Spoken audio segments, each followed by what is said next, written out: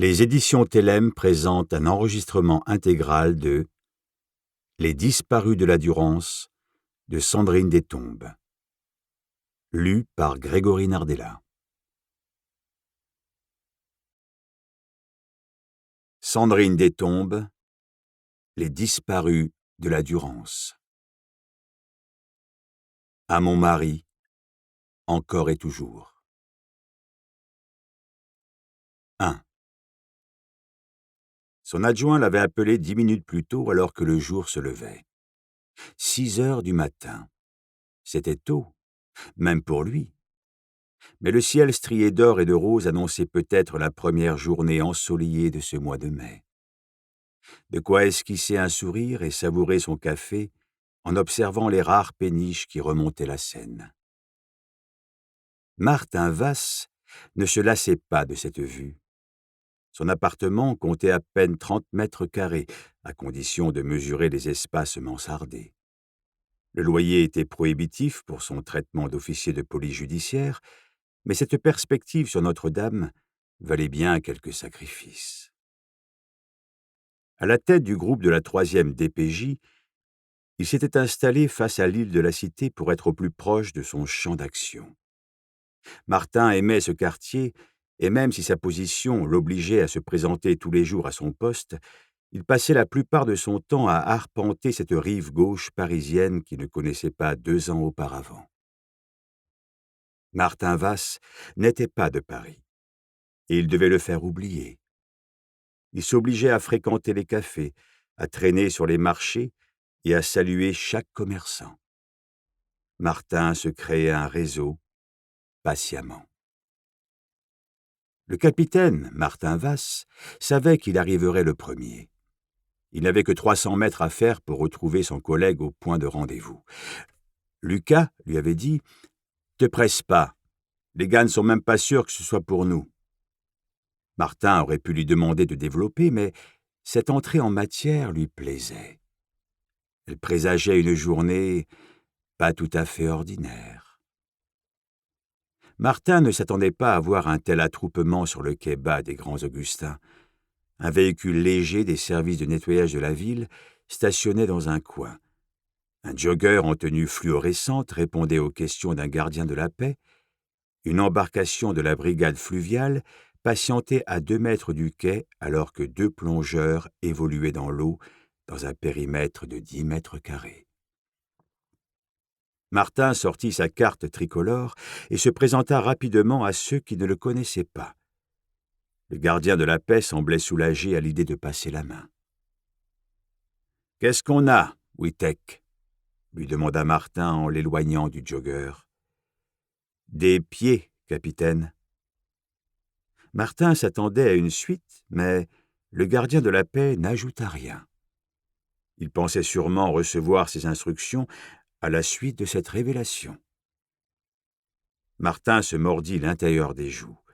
Il était beaucoup trop tôt pour exprimer le fond de sa pensée. « Des pieds, très bien. Vous pouvez m'en dire plus ?» Les plongeurs en ont sorti 7 pour l'instant. Ils les stockent à bord en attendant la scientifique. Mais quand vous dites des pieds, des pieds, capitaine, dans des baskets. Dans des baskets. C'est bien, on avance. Et c'est ce jogger qui les a vus en premier ? Il en a vu 4 seulement, mais ça l'a bien secoué. Il a appelé le commissariat et on vous a fait prévenir aussitôt. C'est le brigadier-chef Morgan qui nous a dit de faire venir la fluviale. Les gars sont dans l'eau depuis 20 minutes. Et ils ont donc trouvé 3 autres pieds. Ça ne leur a pas pris longtemps. Les baskets étaient reliées entre elles. Les 2e pieds étaient immergés, on ne pouvait pas les voir. Là, ils cherchent le pied de la dernière paire, si vous voyez ce que je veux dire. Le nœud a dû se défaire. Je vois. Vous pouvez me dire autre chose sur ces pieds ? Ils s'arrêtent où, exactement ? C'est-à-dire ? Au niveau de la cheville, du mollet ? De la cheville, je dirais, mais je ne pourrais pas vous l'affirmer. J'ai regardé rapide, il y avait surtout des gros amas de chair. Et les baskets, vous les avez un peu regardées ? C'était des baskets d'adultes, d'enfants ? D'adulte à première vue. J'ai vu une paire de Nike, une paire d'Adidas. Les autres, je n'ai pas réussi à les identifier. Martin hocha la tête, signe qu'il n'avait plus de questions. Il aurait aimé que les plongeurs de la brigade fluviale déposent leur découverte directement à quai, mais la zone n'était pas encore totalement sécurisée. Lucas Morgon arriva 15 minutes plus tard. Contrairement à Martin, il vivait dans le nord-ouest parisien, mais à cette heure-ci, les distances avaient peu d'importance. Le trafic ne se densifierait pas avant une bonne heure. Lucas, lunettes de soleil relevées sur la tête, le sourire aux lèvres et les mains dans les poches, ressemblait plus à un touriste en goguette qu'à un officier de police judiciaire. « Tu m'as l'air de bien bonne humeur », l'apostropha Martin. « Une balade sur un semi-rigide par ce temps, avoue que ça met en joie. Qui te dit qu'ils vont te prendre à bord ? Un cadavre sur les quais, l'IML à 5 minutes, ce serait con de s'en passer. » « Il n'y a pas de cadavre, Lucas. » Wittek m'a parlé de pieds. Il y a des pieds, c'est vrai. Il y en a même un paquet. Mais il n'y a pas de cadavre. Ils cherchent quoi alors, les deux grenouilles ? Un 8e pied. Vous en avez trouvé 7 ? Oui, 7 pieds chaussés de baskets, 3 paires reliées les unes aux autres et un 7e pied isolé. Un unijambiste ? T'es en forme, à ce que je vois. Je ne sais pas si on a affaire à un unijambiste, à un lot de membres pour un trafic quelconque ou à un fétichiste qui s'est débarrassé de ses trophées, mais une chose est sûre, on n'a pas de cadavre. On va quand même essayer d'en savoir plus, non ? Évidemment, mais je serais étonné que le légiste examine nos pieds en priorité. Lucas observa la scène comme l'avait fait Martin à son arrivée. Il s'approcha du bord du quai, espérant certainement voir les membres dans l'embarcation, ce qui était impossible à cette distance, alors il leva les yeux et s'adressa de dos à son supérieur. « Tu crois que c'est une coïncidence ? » ?»« Quoi donc ? Le fait qu'on trouve ses pieds pile poil en face du 36 ?» Martin posa le regard sur l'autre rive et constata seulement à cet instant que le bâtiment de l'ancien siège de la police se dressait face à eux. « Ne me dis pas que tu n'avais pas remarqué !» s'amusa Lucas en voyant l'air hébété de Martin. « Je te rappelle que le quai des Orfèvres, pour moi, c'est juste une évocation dans les films ou les bouquins. Je suis de la génération Bastion. » Lucas n'insista pas. Il savait d'expérience que Martin Vasse n'usait que très rarement de mauvaise foi, uniquement quand il était en tort. C'était une façon comme une autre de répondre à sa question.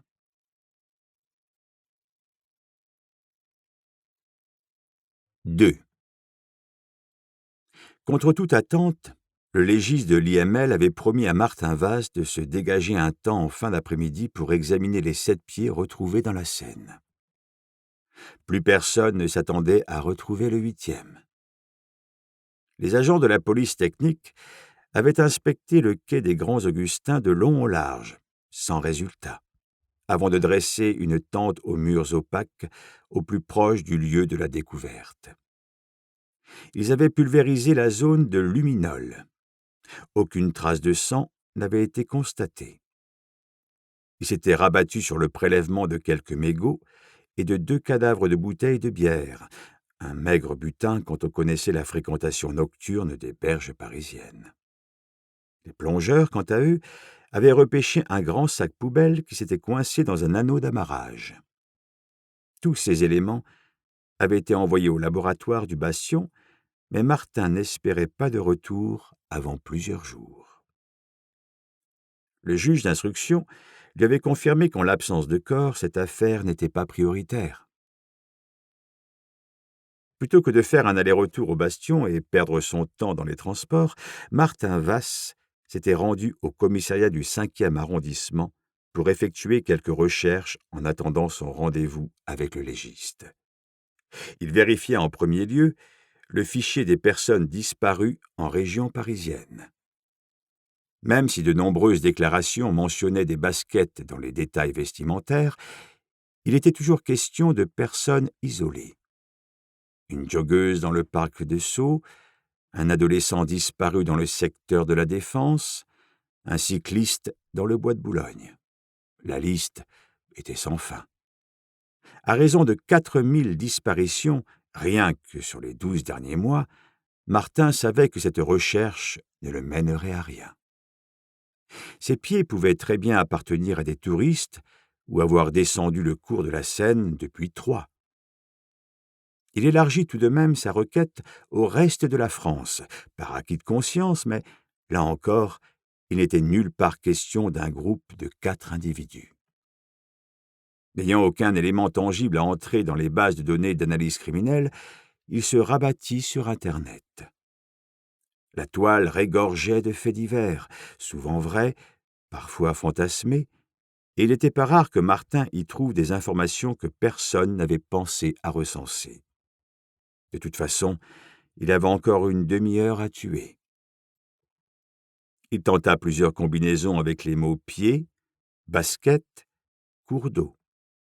Il eut droit à une sélection de chaussons de plongée, à un comparatif des chaussures de sport les plus résistantes à l'eau, et même à une technique imparable pour soigner les vertus grâce à une peau de banane. Il essaya alors une méthode plus terre-à-terre, pieds retrouvés dans l'eau. Le moteur de recherche afficha plus de 15 millions de résultats. Martin soupira, avant de constater que le premier résumait en quelques lignes l'information traitée dans la plupart des liens et qui agitait depuis plusieurs années les internautes d'outre-Atlantique. Le phénomène était communément appelé le mystère des pieds humains de la mer des Salish. Martin ne savait même pas où cette mer se trouvait. En 3 clics, il devint imbattable sur le sujet. Depuis 2007, une quinzaine de pieds chaussés de baskets avaient été retrouvés sur les rives de la mer des Salish, que ce soit sur la rive canadienne, en Colombie-Britannique ou sur la côte des États-Unis. De nombreux enquêteurs s'étaient penchés sur le sujet avant de conclure que ces découvertes n'étaient pas l'œuvre d'un tueur en série. Sur les 15 membres, seuls 4 avaient pu être identifiés. 3 d'entre eux appartenaient à des personnes dont le suicide avait été avéré, le 4e à un pêcheur porté disparu à la fin des années 1980. Pour les spécialistes, aucun des démembrements ne semblait volontaire. La décomposition des corps était l'explication la plus probable. Les chevilles s'étaient détachées de la jambe et les chaussures de sport, aux matériaux de plus en plus légers, leur avaient permis de flotter plusieurs années. Martin lut 3 autres articles afin de croiser un maximum d'informations, mais son avis était déjà fait. En aucun cas, il ne pouvait s'agir du même phénomène. Un détail ne collait pas. Ses pieds, à lui, avaient été reliés. Quelqu'un avait délibérément assemblé les chaussures avant de les jeter dans la Seine pour que des paires soient retrouvées. À moins, bien sûr, que 4 individus aient décidé de se suicider collectivement les pieds joints. « Tu me parlais ?»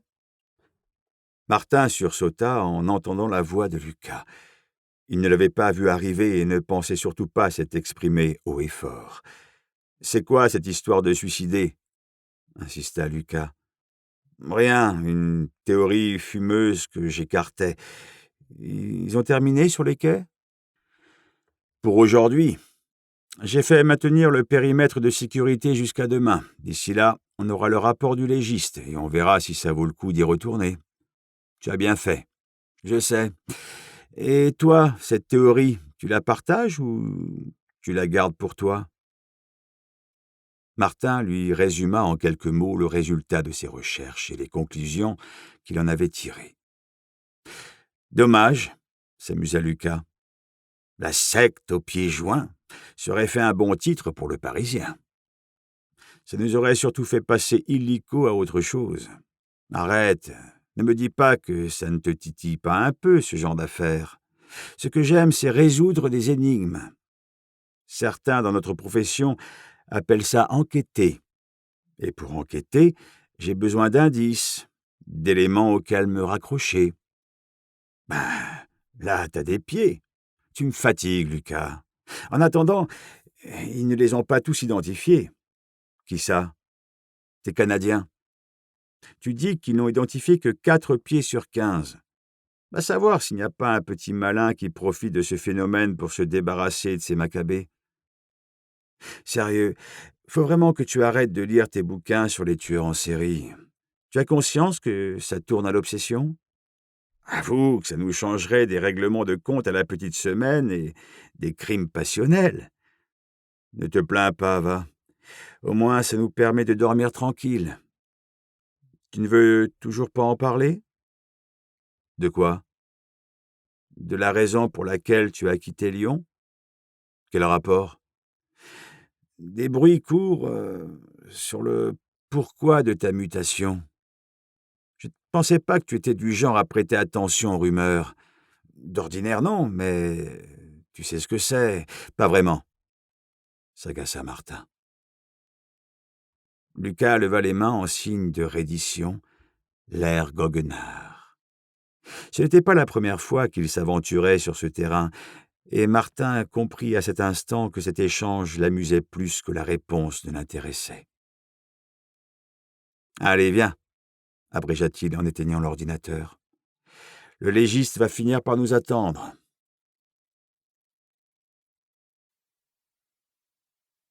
3. Le médecin légiste avait pris du retard, et les 2 officiers durent attendre plus d'une demi-heure devant la machine à café. Lucas en avait profité pour donner son numéro de téléphone à une psychologue qu'il voyait régulièrement dans les couloirs de l'IML et qui s'était arrêtée le temps de se servir un thé. La femme, d'une trentaine d'années, avait glissé la carte dans sa poche, un sourire moqueur aux lèvres, avant de reprendre le cours de ses activités. « Tu crois qu'elle va m'appeler ?»« Je ne te le souhaite pas, » répondit Martin sans même le regarder. « Pourquoi tu dis ça ? Je sais pas. Peut-être parce qu'elle risque de percer à jour ta vraie personnalité. Très drôle. Je crois que je lui plais bien. Tu dis ça de toutes les femmes, Lucas. Que veux-tu que je te dise ? Il paraît que j'ai beaucoup de charme. C'est ta mère qui dit ça ? Mes tantes aussi. Je n'y peux rien, moi, si je plais. Et comme je ne sais pas dire non, tu te retrouves à 37 ans avec 2 ex-femmes et 2 enfants. C'est vrai, mais tu ne vois pas le côté positif. À 3, et en se cotisant, mes gamins pourront me payer l'EHPAD, alors que toi, tu viens de passer du côté des quadras et tu vis seul dans un studio. Désolé, mais tu as beau être mon chef, je ne te considère pas vraiment comme un exemple à suivre. Martin admit d'un hochement de tête qu'il ne l'avait pas volé. Le docteur Ferroni travaillait depuis 2 ans à l'IML. Il était arrivé à Paris la même semaine que Martin, et les 2 hommes partageaient cette connivence que ressentent les expatriés devant faire leurs preuves dans un milieu ultra-codé. Ils se saluèrent néanmoins par leurs grades et titres respectifs, alors que Lucas prenait place au fond de la salle aseptisée. « Allez, Morgan », s'amusa le légiste, « approchez-vous. Il ne s'agit que de pieds. Je vous l'ai déjà dit, Doc, chacun son métier. Il faudra bien un jour que vous preniez sur vous. Je m'en suis très bien sorti jusqu'ici. Vous disséquez, vous commentez, et moi je note. Et puis je sais que le capitaine Vass aime bien tourner autour de la table.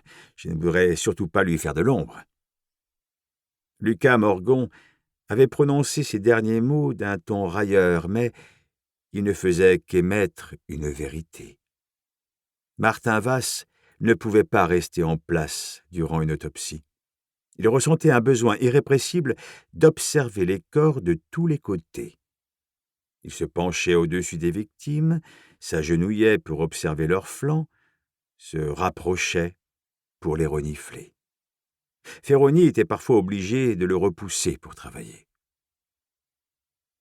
Les 7 pieds avaient été disposés sur 4 tables, regroupées par paires, en dehors du 7e qui attirait d'autant plus l'attention. D'un commun accord, il avait pourtant été décidé de l'autopsier en dernier. L'identité judiciaire avait pris les membres en photo sous tous les angles possibles et imaginables, si bien que Ferroni n'eut aucun scrupule à couper les lacets de la première chaussure d'un coup de scalpel. Il fut plus délicat pour écarter les 2 rabats. Il tenta de défaire le premier pied de sa basket, mais un bruit de succion arrêta son geste. Si j'insiste, la chaussette pourrait rester dans la chaussure et endommager les tissus. Il faut que j'entaille le cuir sur les côtés. Si ça ne suffit pas, je devrais découper aussi la semelle. Faites ce que vous avez à faire, docteur, commenta Martin. On a déjà référencé le modèle et on peut toujours se le procurer dans le commerce. Je préfère que vous me disiez à qui ce pied appartient. Alors c'est parti. Il fallut 10 bonnes minutes à Ferroni pour extraire le pied de la basket. Il prit encore plus de précautions pour découper la chaussette grise qui s'arrêtait sous l'amas de chair. Martin retenait son souffle en observant le pied désormais nu, posé tel un trophée sur la table en inox. Il ne s'attendait à rien en particulier, mais fut tout de même étonné de voir que le pied, d'une couleur blanchâtre, n'avait souffert aucune dégradation. Les articles qu'il avait lus plus tôt lui revinrent alors en mémoire. C'est grâce à l'eau qu'il ne s'est pas décomposé, c'est ça? Ferroni sembla apprécier cette relance. À la macération dans l'eau, mais surtout à la chaussure qui a fait office d'enveloppe, précisa le légiste sans quitter le pied des yeux. On appelle ça la saponification. De loin, on dirait de la cire, mais au toucher, ça ressemble plus à une éponge imbibée de savon. Allez-y, tâtez si vous voulez. Martin s'exécuta d'un doigt ganté, mais ne s'attarda pas. Cette surcouche-là, j'ai lu que c'était de l'adipocire, l'aida le légiste. Les tissus adipeux sont gélifiés grâce à l'eau, en quelque sorte. C'est impressionnant. C'est surtout une mauvaise nouvelle. Martin l'interrogea du regard. J'ai bien peur qu'on ait du mal à prélever de l'ADN dans ces conditions. Le capitaine Vass accusa le coup sans broncher. Ce pied n'était que le premier d'une longue série. Ils auraient peut-être d'autres éléments pour identifier les victimes. Le légiste s'attaqua ensuite aux chairs qui bordaient la cheville. Il dégagea la zone et s'attarda longuement sur l'os. Voilà qui est intéressant. Regardez de plus près, capitaine. Martin se positionna au-dessus du pied et comprit immédiatement de quoi il en retournait. L'os a été scié. Absolument. Vous arrivez à distinguer les rainures? Elles sont bien trop parallèles pour être naturelles. Ce pied ne s'est donc pas détaché tout seul? En voilà une idée. Martin expliqua plus en détail les informations qu'il avait récoltées sur les pieds retrouvés en mer de Saliche. « Je comprends mieux vos connaissances sur la saponification, » sourit Ferroni. La cheville peut effectivement se détacher assez facilement de la malléole, mais ce que vous avez observé sur cette table, c'est la partie basse d'un péroné. À moins qu'il ait été fracturé ou sectionné comme c'est le cas ici, il n'y a aucune raison qu'il se fende de la sorte. Martin lança un regard vers Lucas. « J'ai noté, patron, un péroné scié. Et on peut savoir avec quel type de lame ça a été fait ?» reprit Martin. « On va étudier ça, même si je ne vous garantis rien. Ce qui est sûr, c'est que vous n'aurez pas la réponse aujourd'hui. Je n'en demandais pas tant. À votre avis, docteur, il est resté combien de temps dans l'eau, ce pied ? Difficile à dire. Vu l'état des tissus, ce sera compliqué à déterminer. Mais on parle de jours, de semaines, de mois. Ça pourrait être les 3. Aucun moyen de le savoir sans des analyses plus poussées. L'érosion des chaussures pourra peut-être nous donner quelques indices, mais ne vous faites pas d'illusions. On restera sur une estimation. En aucun cas, nous ne pourrons vous fournir une date exacte. Je comprends. souffla Martin, malgré lui. Je vais faire quelques prélèvements, mais je pense que ce pied ne nous apprendra plus rien pour aujourd'hui. Je vous propose qu'on étudie rapidement la chaussure avant de passer au suivant. Martin se positionna devant la basket lacérée. Elle ne ressemblait plus vraiment à celle qu'il avait vue sur Internet, un modèle en cuir noir pour homme sorti 8 ans plus tôt sur le marché. Celui qu'il avait sous les yeux était de taille 44. En dehors de ce détail, Martin remarqua que la semelle intérieure était beige. Il n'avait pas souvenir de cette particularité. Ferroni la sortit pour mieux l'examiner, et les deux hommes s'étonnèrent de voir qu'elle était en liège. « Ça sent le fait main », remarqua Lucas, qui s'était rapproché pour suivre cette étape plus technique. « Vous avez vu les contours ? C'est du travail de sagouin. » « Plutôt étrange comme choix de matière pour des semelles, » ajouta le légiste. « Je ne connais aucun orthopédiste qui le recommanderait. » La plaque de liège mesurait exactement 5 mm d'épaisseur. Elle ne comportait aucune inscription, ni aucun autre élément qui aurait pu leur apporter une quelconque information. Ils passèrent rapidement au deuxième pied, qui ne leur apprit rien en particulier. La seule différence notoire était que la chaussure était dotée de sa semelle d'origine et non d'une en liège. Martin sentait la frustration le gagner. Il devinait sans peine la réaction du juge s'il revenait bredouille de cette autopsie, tout en assénant que les pieds repêchés avaient été sciés. Sans éléments probants pour mener une enquête judiciaire, l'affaire serait transmise à la brigade criminelle. Il dut attendre l'examen du 4e pied, mais surtout de la 4e chaussure, pour reprendre espoir. Un schéma commençait à se dessiner, même si personne n'osait encore le formuler. À la 6e dissection, Lucas se lança. « Dites-moi si vous comprenez comme moi. Sur les 3 paires, on n'a qu'une chaussure sur 2 avec une semelle en liège. Donc, le mec qui a scié les chevilles a volontairement placé les semelles dedans. Sauf bien sûr si on est tombé sur 3 victimes rabiotées de la jambe droite. Premièrement, tempéra Martin, on parle de 2 hommes et d'une femme. La 2e paire est un modèle féminin. J'ai dit ça pour faire vite, mais t'inquiète, c'est ce que j'ai écrit. Et si tu as écrit qu'un mec leur a scié les pieds, tu peux le barrer. Mais le doc a dit que ce n'était pas naturel. C'est vrai. Mais qui a scié les pieds de qui? On n'en sait rien.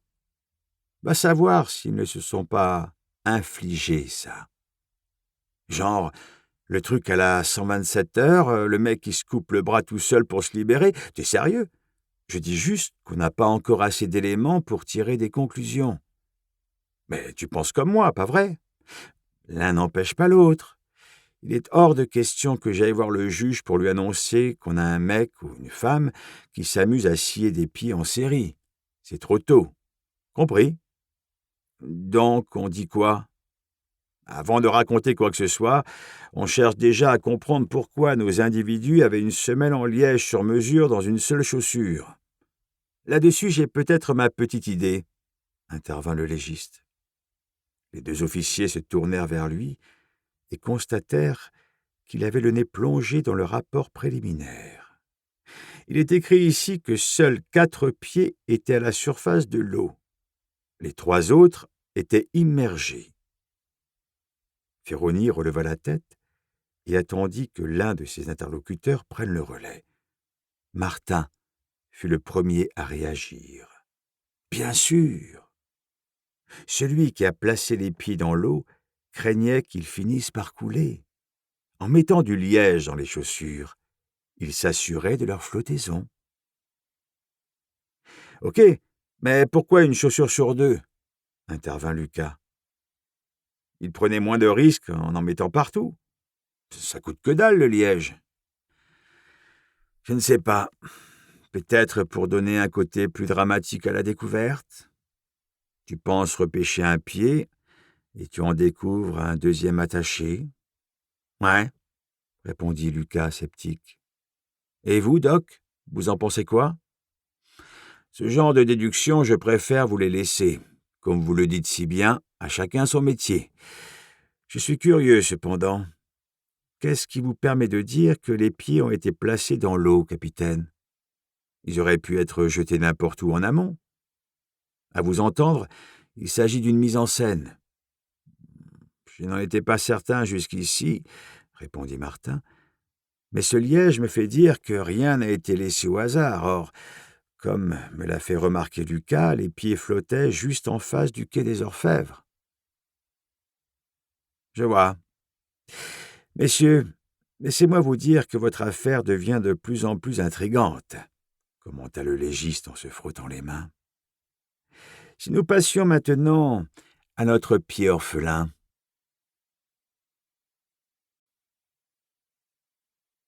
4. Tout comme les 6 premiers, le 7e pied avait été conservé de façon remarquable grâce au principe de saponification.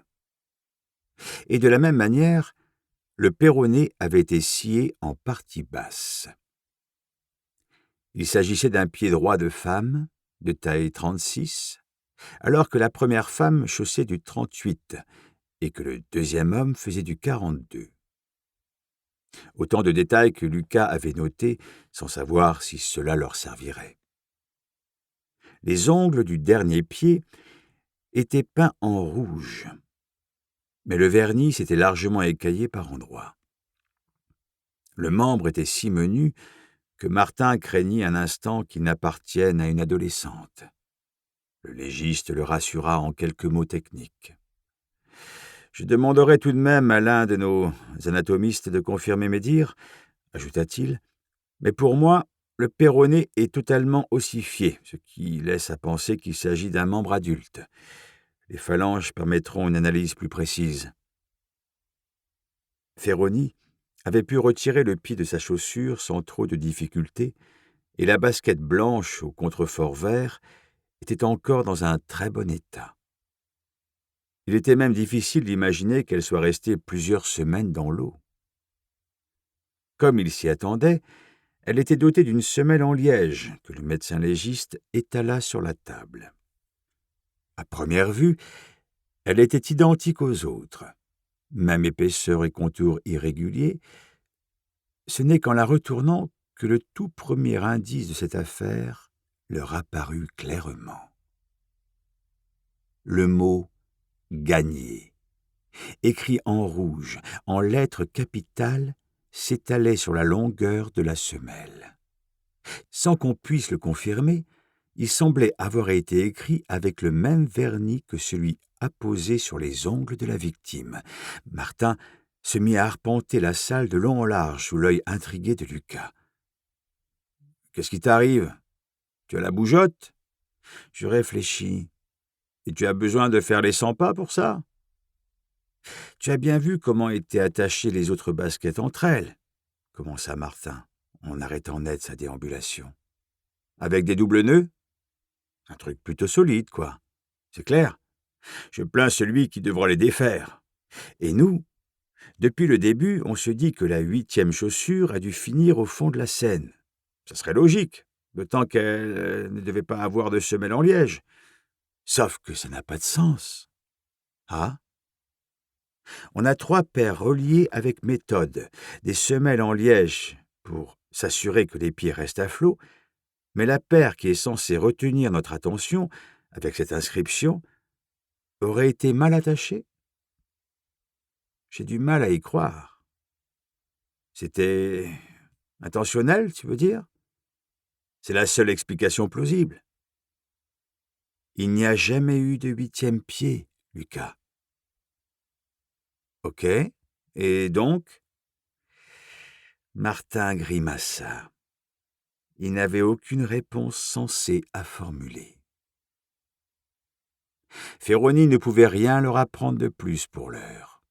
Il promit de faire passer les analyses en priorité, mais Martin ne l'écoutait déjà plus que d'une oreille. Il cherchait une explication logique à ce qu'il venait de découvrir, et craignait de se voir retirer l'affaire s'il n'apportait pas un début d'explication dans son rapport. Lucas Morgan connaissait suffisamment son chef de groupe pour savoir qu'il ne servait à rien de le rassurer. Martin était un hyper-anxieux qui avait toujours besoin d'envisager le pire. La technique était plutôt payante, puisqu'il avait généralement un coup d'avance quand les emmerdements tombaient. « Tu es gagnant alors qu'on t'a scié un pied », réfléchit Martin à haute voix, tandis que les deux hommes remontaient les quais à pied. « Selon toi, tu as gagné quoi ?»« Le fait qu'on ne me scie pas le second ?» tenta Lucas sans conviction.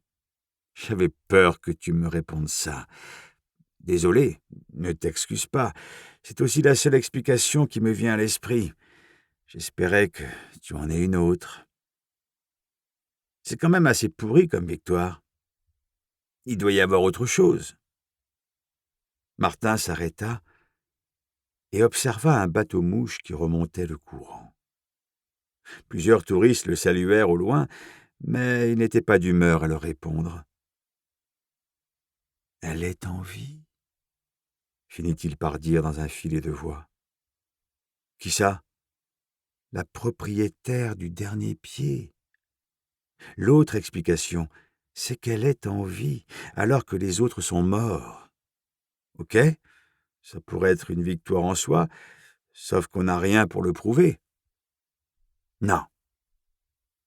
On n'a même pas la preuve que quelqu'un soit mort. » Les deux hommes marchèrent encore une vingtaine de minutes en silence, avant de se séparer au niveau du Châtelet. Martin avait promis au juge de le débriefer en fin de journée. Il était 20 heures passées et il n'avait aucune idée de ce qu'il allait pouvoir lui dire. Il s'installa sur le pont supérieur d'une péniche qu'il appréciait pour être parmi les moins fréquentées et surtout pour être la seule à servir du pastis bardouin. Il attendit d'en avoir bu une gorgée pour sortir son carnet. Les notes que Martin prenait étaient illisibles pour le commun des mortels. Ses collègues lui demandaient régulièrement s'il avait fait médecine et s'arrachaient les cheveux quand il devait en retranscrire une partie. Mais pour Martin, elle n'était qu'un support. Il était rare qu'il les relise dans leur intégralité. Il se contentait de quelques mots-clés soulignés. Depuis le début de la matinée, il en ressortait 8, mais c'était bien le dernier qui lui posait le plus de problèmes. Gagner. Qu'avait bien pu vouloir dire celui qui l'avait écrit? Martin était au fait des challenges à risque organisés par les adolescents ou les jeunes adultes, mais il n'en connaissait aucun qui puisse entraîner la perte d'un membre, encore moins de 2. Se pouvait-il que les 4 individus aient été obligés de se scier les pieds? Coincé sous un arbre ou par un rocher, il n'aurait eu d'autre moyen pour se dégager. La dernière avait pu être libérée grâce à la force des 3 autres qui s'étaient délivrés. Elle avait gagné le fait de garder un pied. Mais bien sûr, s'agaça Martin. Et pour fêter leur exploit, ils ont jeté leurs pieds dans la Seine sans oublier de mettre un peu de liège dans leurs baskets. Il biffa nerveusement les mots « challenge » et « obstacle » qu'il venait d'inscrire et se concentra. Si la femme aux pieds vernis était la seule à avoir survécu, où étaient les 3 autres corps? Martin restait persuadé que les pieds dans l'eau étaient une mise en scène. En partant de ce principe, il ne servait à rien de draguer le bief parisien. Cela prendrait des semaines pour un résultat vain, il en était certain. Son instinct lui soufflait que si les corps se trouvaient quelque part, ce ne serait pas lui qui les trouverait. On les lui pointerait du doigt. À moins que personne ne soit mort et que tout cela ne soit qu'un sordide canular, continua Martin. Il se souvenait avoir lu dans l'article des pieds de la mère des Salish que 3 ou 4 d'entre eux étaient en réalité des pattes d'animal qui avaient été placées dans des baskets avec du fourrage en tout genre pour permettre la flottaison. Peut-être que des étudiants en médecine s'étaient amusés à dépecer les corps mis à leur disposition pour élaborer eux aussi une blague sordide. Cette hypothèse était tout à fait probable et pourrait le rester tant que le médecin légiste et son équipe n'auraient pas identifié les propriétaires des pieds. Martin nota dans son carnet qu'un tour des facultés de médecine s'imposait. Il se faisait peu d'illusions quant à l'accueil qui lui serait réservé. Le scandale des cadavres profanés par les carabins de la faculté de Paris-Descartes était encore dans tous les esprits. Si des élèves s'étaient récemment amusés à amputer des corps, aucun recteur ne serait prêt à l'avouer. Martin vida son verre d'une traite. De toutes les théories qu'il avait échafaudées, celle des étudiants malveillants était la seule qu'il était prêt à soumettre au juge. « Vous dites que les ongles étaient peints en rouge ?» répéta le juge au téléphone. « Oui, mais une fois de plus, c'était un pied de femme. Je ne crois pas que ce détail soit... »« Vous êtes sûr que c'était du vernis ?»« Ça y ressemblait en tout cas, » répondit Martin, désarçonné par cette question. « Et le mot « gagné » était écrit avec le même vernis ?»« À première vue, mais... Il faut demander une analyse, tout de suite. »« C'est déjà fait. Tous les éléments vont être expertisés. Je parle du vernis, capitaine. Cette analyse est prioritaire, vous m'entendez ?» Le juge Vendôme s'était toujours comporté en homme posé, pour ne pas dire taciturne. Martin peinait à le reconnaître. « Il y a quelque chose que je devrais savoir, monsieur le juge ?» Le blanc qui s'ensuivit était en soi un aveu. « J'ai besoin de passer quelques coups de fil, capitaine. Je vous rappelle demain matin, sans faute. D'ici là, merci de ne communiquer aucune information à qui que ce soit. Cela vaut aussi pour votre équipe. Je suis censé en référer à mon supérieur. Laissez-moi jusqu'à demain matin. »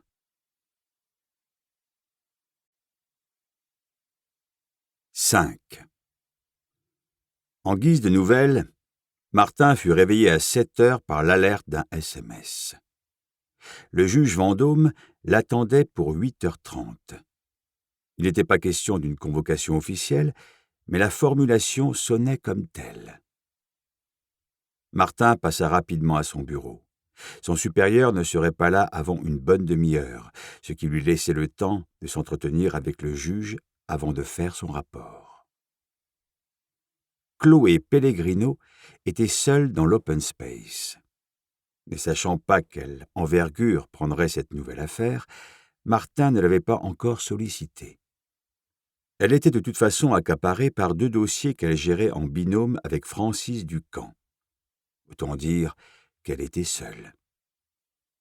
Francis était à 6 mois de la retraite et prenait régulièrement des acomptes. « Salut, patron !» le salua Chloé. « Je pensais vous croiser hier avec Lucas. Désolé, j'aurais dû te tenir au courant. On est allé directement à l'IML et on est sorti tard.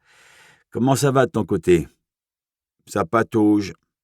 J'ai 32 témoignages à éplucher. Si je me fie aux 10 premiers, mon suspect est un homme d'origine maghrébine, ou peut-être hispanique, à moins que ce ne soit un asiatique très bronzé. Il mesure entre 1,60 m et 1,80 m.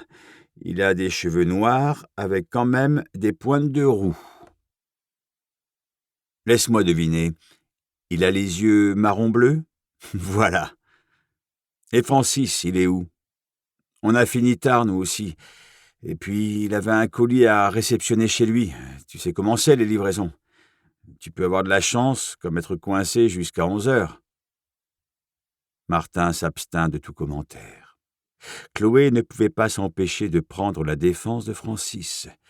Elle le faisait avec un tel naturel que Martin se demandait si elle en avait seulement conscience. Il hésitait parfois à la mettre en garde, mais la fraîcheur de sa collègue était bénéfique à toute l'équipe. Du haut de ses 28 ans, elle avait su se faire une place en moins d'une année et personne n'avait envie d'ébranler son énergie positive. « Et toi ? continua-t-elle. Je n'ai pas le temps, là, tout de suite, mais promis, je te raconte en rentrant.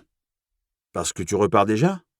Je vais juste de l'autre côté. » Depuis le déménagement au bastion, aller de l'autre côté était une autre façon de dire qu'on se rendait au tribunal.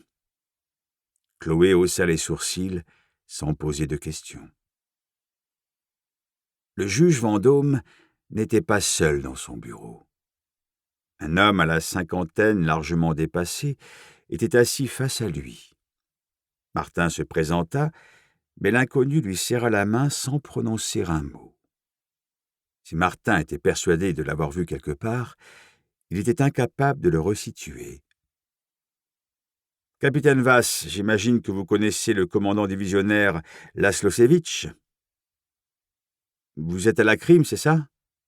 À l'UAC3, pour être exact, et tout le monde m'appelle Laszlo, précisa-t-il à l'intention du juge.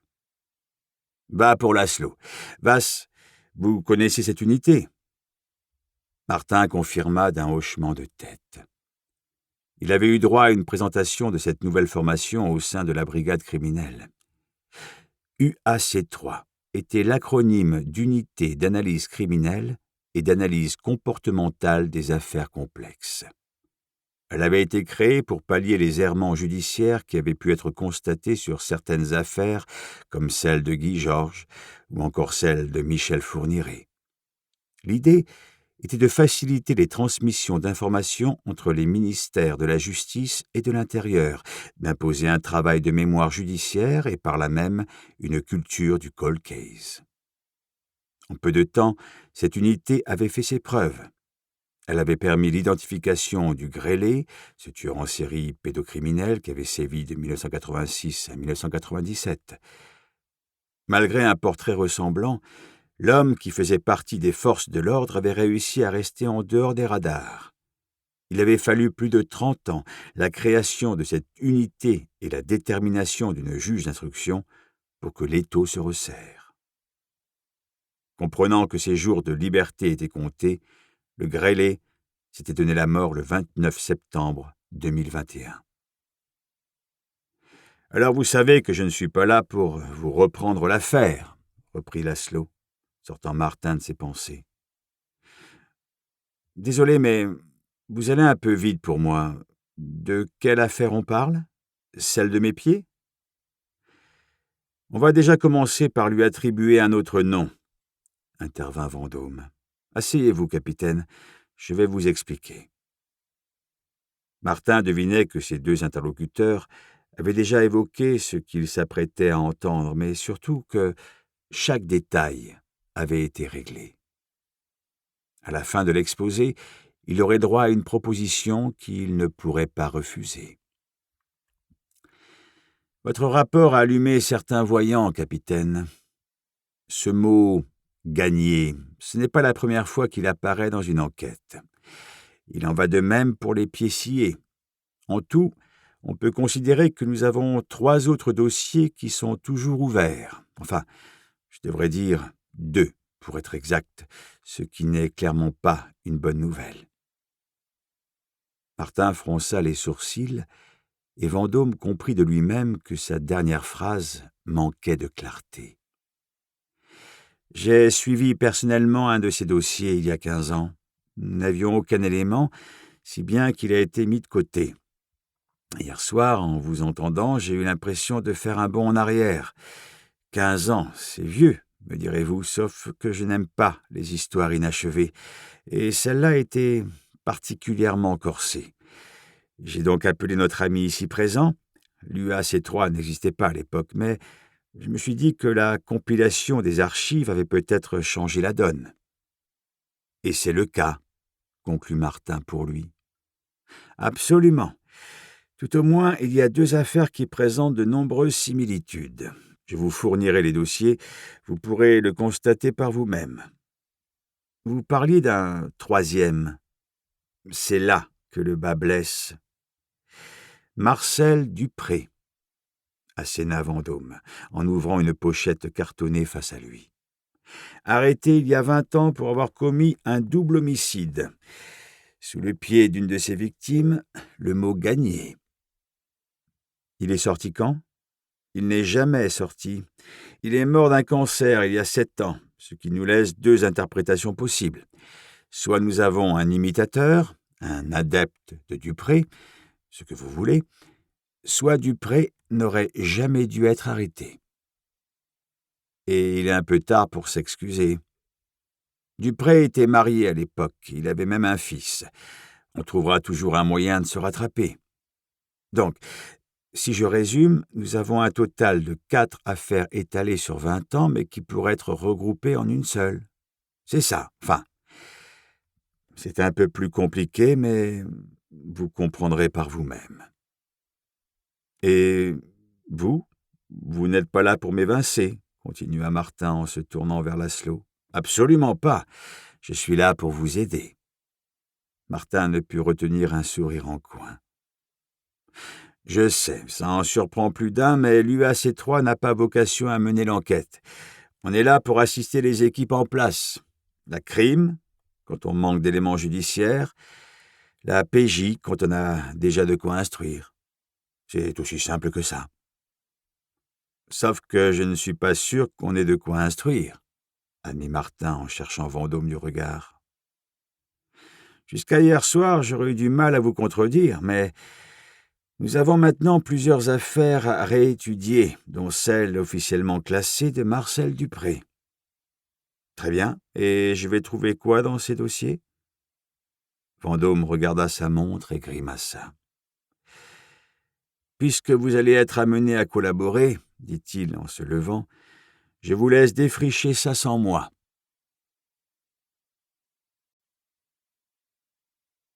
6. Le commissaire divisionnaire Laszlo avait suivi Martin jusqu'au bureau de la PJ d'un pas lourd. Martin pouvait observer leur reflet dans les vitres du bastion, un duo qui devait en faire sourire plus d'un sur son passage. Martin était plutôt svelte, même s'il ne dépassait pas le 1,75 m. Laszlo était son opposé, facilement 15 cm de plus, et une masse corporelle qui frôlait certainement le quintal. Il se dégageait de lui une force magnétique qui avait dû intimider plus d'un suspect au cours de sa carrière. Martin connaissait son nom de réputation. Il n'avait jamais collaboré avec lui, pourtant l'impression de l'avoir déjà croisé ne le quittait pas. Il attendit d'être installé à ses côtés dans une salle de réunion pour en avoir le cœur net. « C'est une sensation ou vous en êtes sûr ?» demanda Laszlo, plus amusé qu'autre chose. « C'est important ? L'avantage et parfois l'inconvénient, quand on est depuis aussi longtemps que moi dans le métier, c'est que tout le monde connaît déjà votre pédigré. Vous avez dû entendre parler de mes méthodes de travail, de ma façon de gérer mes hommes. Vous devez savoir que je suis assez intransigeant et que je n'aime pas qu'on me prenne pour un con. On dit même que je ne m'entoure de jeunes que pour combler mon déficit en technologie. Bref, vous savez un tas de choses sur moi sans même me connaître. Vous ne m'en voudrez pas si j'essaie de rattraper mon retard. Alors, c'est une sensation ou vous êtes sûr de m'avoir déjà vu ?» Martin ne voyait pas en quoi sa réponse allait donner une quelconque indication sur sa personnalité, mais il se plia à l'exercice. « Seulement une sensation. Vous m'auriez dit que vous en étiez sûr, je vous aurais décroché une médaille. Vous avez raison, vous m'avez déjà vu. Une fois, 2 minutes tout au plus, dans le couloir d'un commissariat, il y a 35 ans. Vous aviez quoi ? » Un silence pesant s'installa avant que Martin ne daigne répondre d'une voix blanche. « 7 ans ? Et ça remonte à 33 ans ? Vous devez avoir raison. Je devais avoir 3 ou 4 ans de maison. » Laszlo n'ajouta rien. Il laissa Martin digérer cette information sans éviter son regard. Le capitaine de la PJ avait placé ses mains sous la table et tentait tant bien que mal de desserrer ses mâchoires. « Comment savez-vous que c'était moi ?» finit-il par vouloir savoir. Ce garçon à l'allure chétive qui m'a demandé si son père en avait encore pour longtemps. Je ne vais pas vous la faire à l'envers, Vass. Je ne vous aurais jamais reconnu. Je l'ai su grâce à votre dossier. Cette information n'est pas dedans. Elle n'y est pas. Comme n'y apparaît pas non plus la raison de votre demande de mutation. Je suis de la vieille école, je vous l'ai dit. Si l'informatique ne m'apprend pas tout, je décroche mon téléphone. De quel droit? Détendez-vous, Vass. Je ne suis pas votre ennemi. J'aime savoir à qui j'ai affaire, c'est tout. Et le fait que vous ayez décidé de porter le nom de votre mère me suffit. Une fois encore, tout cela ne vous regarde pas. Message reçu, mais vous allez devoir apprendre à me faire confiance. Vendôme a été un peu léger dans sa façon de vous présenter les choses. J'imagine qu'il ne veut pas retourner le couteau dans la plaie. L'affaire qu'il a laissée de côté, comme il dit, aurait mérité le déploiement de plusieurs unités. De vous à moi, je pense qu'il a merdé à l'époque et que c'est pour cette raison qu'il souhaite que vous gardiez le dossier. Il doit penser que vous serez dans son camp. Tout ça pour dire qu'on a du pain sur la planche et que cette enquête ne risque pas d'être réglée en 48 heures. Martin s'était proposé pour leur apporter 2 cafés. Devant le distributeur, il s'était déroulé la conversation pour mieux l'évacuer. C'était sa technique. Il n'avait nullement l'intention de se laisser déstabiliser par Laszlo. En revenant dans la salle de réunion, il était à nouveau le capitaine Martin Vass que tout le monde connaissait, un homme posé et réfléchi. Laszlo, de son côté, avait profité de cette absence pour sortir sur la table les 3 dossiers des archives. Il les avait disposés par ordre chronologique. Sur chaque couverture se trouvait un post-it avec pour seule inscription un numéro. Un 2 sur le premier. Un 3 pour les autres. Martin hésita avant de s'exprimer. C'est le nombre d'homicides par dossier? Exactement. Donc, en omettant mon affaire, on est face à 8 homicides non résolus. À moins que les 2 premiers puissent réellement être imputés à Marcel Dupré. Vous y croyez? Trop tôt pour le dire. Je n'ai eu que la nuit pour m'y pencher. Les 2 corps ont été retrouvés sur sa propriété. Le mec possédait une 50aine d'hectares de terrain. Laszlo lui fit un rapide résumé de ce qu'il avait pu lire dans le dossier. Marcel Dupré vivait isolé avec sa femme et son fils près de la commune de Rochebrune, dans les Hautes-Alpes. Il ne fréquentait pas grand monde et n'avait pas très bonne réputation aux alentours. Un homme colérique qui n'aimait pas qu'on traverse ses terres. Personne, au cours de l'enquête, n'était intervenu en sa faveur. Le premier corps avait été découvert le 1er mai 2003 sur la rive gauche de la Durance. C'était celui d'une femme de 35 ans, morte à la suite de plusieurs coups de couteau. Elle était vêtue d'un treillis et de chaussures de randonnée. Il avait fallu attendre la découverte d'un 2e corps 3 semaines plus tard, exactement au même endroit, pour pouvoir l'identifier. Kelly et Tom Browning, continua Laszlo, jusque-là surnommés les disparus de la Durance par le Dauphiné. Le patron de Tom Browning avait alerté les autorités en ne voyant pas revenir son employé. Les gendarmes recherchaient un couple. Il y aura attendre plusieurs semaines pour le reconstituer. Et le mari? Nous espérons que vous avez apprécié cet aperçu. Pour continuer à écouter ce livre audio sur Google Play Livres, utilisez le lien dans la description de la vidéo.